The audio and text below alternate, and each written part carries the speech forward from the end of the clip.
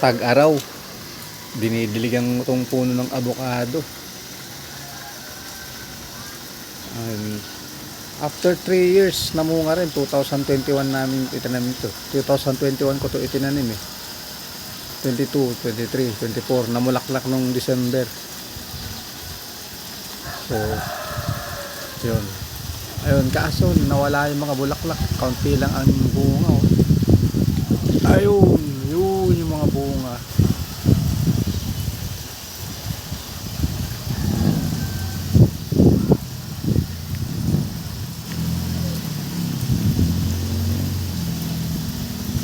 Ayun konti lang. Dito mababa.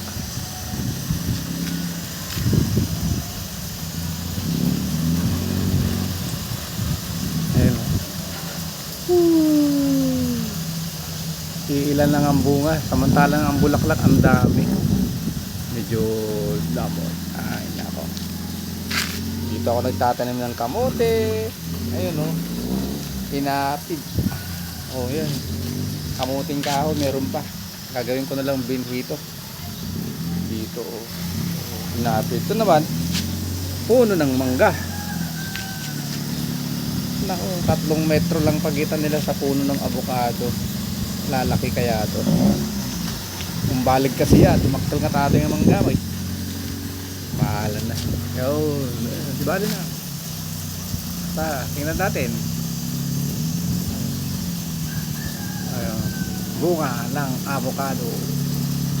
Sabi ng anak ko, pag may itinanim, may iinihin. 3 years na paghihintay. Ayun. God, salamat sa biyaya ng lupa. Salamat. Bless the works of our hands.